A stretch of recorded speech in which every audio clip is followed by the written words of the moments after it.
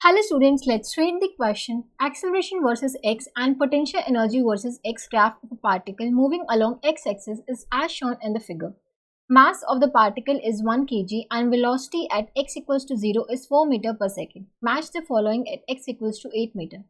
तो क्वेश्चन में हमें acceleration versus X graph and potential energy versus X graph दे रखा है. पार्टिकल का मास 1 kg है, मास हमें 1 kg दे रखा है और वेलोसिटी कितनी दे रखी है, initial velocity 4 metre per second है. हमें at x equals to 8 metre ये जो पैरामीटर्स दिए हुए हैं कॉलम 1 में उनके आंसर से मैच करना है कॉलम 2 में.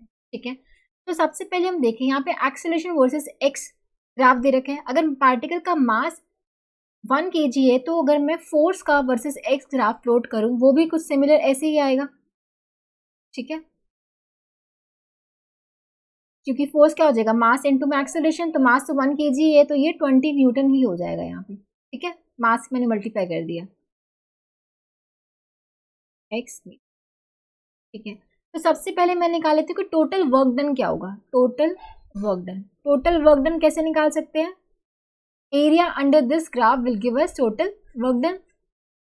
ठीक है, तो यहाँ से हम देखें, यहाँ पे पहले एक ये रेक्टेंगल सा बन रहा है, इसका एरिया कितना हो जाएगा 4 इंटू में 20 प्लस में इस ट्राइंगल का एरिया कितना हो जाएगा हाफ इंटू में ऑल्टीट्यूड कितना है 20 इंटू में बेस कितना है 4.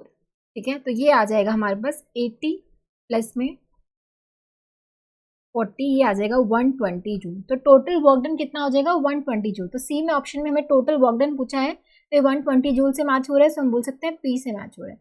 उसके बाद kinetic energy at x equals to 8 निकालनी पड़ेगी, क्योंकि काइनेटिक एनर्जी दे रखी है तो at x equals to 8 metre दिया होता है क्वेश्चन में, तो हमें ये निकालना है. अब हमें पता है कि according to work energy theorem जो टोटल वर्क डन होता है वो किसके इक्वल होता है, चेंज इन काइनेटिक एनर्जी के इक्वल. तो चेंज इन काइनेटिक एनर्जी हमारा 120 जूल होगा. ठीक है, तो हम बोल सकते हैं हम के F minus K I will be equals to 120 joule. तो kinetic energy, final kinetic energy होगी at x equals to 8 metre, वो किसके इक्वल होगी 120 प्लस के आई. ठीक है, इनिशियल काइनेटिक एनर्जी क्या थी, अब इनिशियल वेलोसिटी हमें एक्स इक्वल टू 0 पे 4 मीटर पर सेकेंड दे रखी थी, तो हम यहाँ निकाल सकते हैं हाफ एम वी स्क्वायर से 120 प्लस मास तो 1 kg ही है और वेलोसिटी कितनी दे रखी थी, इनिशियल वेलोसिटी 4, तो 4 का स्क्वायर, ये आ जाएगा 120 प्लस 4 4 16/2, ये आ जाएगा 8, तो ये आ जाएगा 128 जूल. तो जो काइनेटिक एनर्जी होगी at x equals to 8 metre कितनी होगी 128 जूल. हम देख सकते हैं आर से मैच करते हैं. उसके बाद work done by conservative force, हमें पता है कि जो work done by conservative forces होते हैं वो minus of change in potential energy के इक्वल होता है. तो हम यहाँ लिख सकते हैं minus of U F minus U I. ठीक है, या फिर हम लिखें इसे U I minus U F. ठीक है, अब 0 से 8 मीटर तक हम देख सकते हैं कि इनिशियल पोटेंशियल एनर्जी उसकी 120 थी और फाइनल कितनी हो गई माइनस 120. तो ये हो जाएगा 120 प्लस 120 हो जाएगा 240 जूल. तो work done by conservative forces कितना होगा 240 जूल. तो ये मैच कर रहा है हमारा क्यू से. उसके बाद work done by forces other than gravity, हमें बताना कि अदर देन ग्रेविटी जो फोर्सेस हमारे वर्क डन करेंगे कितना होगा. अब हमें पता है कि जो वर्क एनर्जी थ्योरम क्या कहती है कि total work done by all forces, सारे फोर्सेस कंसिडर करो, work done by all forces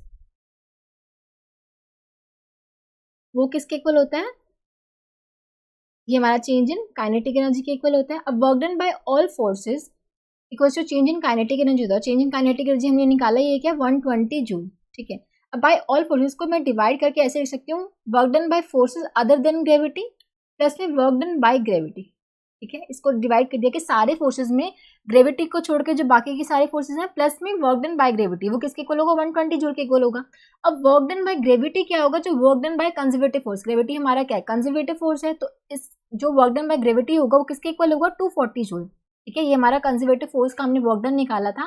तो वर्क डन बाय ग्रेविटी ये हम यहाँ पे मान के चल सकते हैं कि जो सिर्फ कंजर्वेटिव फोर्स है हमारा ये ग्रेविटी वाला ही है, सिर्फ जो एक्ट कर रहे हैं, बाकी का और कोई ऐसा कंजर्वेटिव फोर्स नहीं है. तो जो work done by conservative force हमने निकाला था ये हम ग्रेविटी से जो आया था ये वही है. ठीक है, तो यहाँ पे हम 240 जूल हम पुट करेंगे और बाकी का बच जाएगा work done by forces other than gravity, ये वो वाला वर्क डन है. ठीक है, 120. यहाँ से work done by forces other than gravity क्या आ जाएगा 120 माइनस 240, ये आ जाएगा माइनस 120 जूल. ठीक है, यहाँ पे हम देख सकते हैं ये माइनस 120 ऑप्शन में कहीं नहीं दे रखा है, तो हम देख सकते हैं कि टी से मैच कर रहा है नन, फिर टी आ जाएगा. ठीक है, सो काइनेटिक एनर्जी का मैच कर रहा है आर से, work done by conservative force Q से मैच कर रहा है, फिर total work done 120 joule and work done by forces other than gravity none. तो RQPT हम देख सकते हैं, ये किस में दे रखा है, RQPT ऑप्शन 2 में दे रखा है, so option 2 will be the correct answer. I hope आप सबको समझ आया होगा। Thank you so much.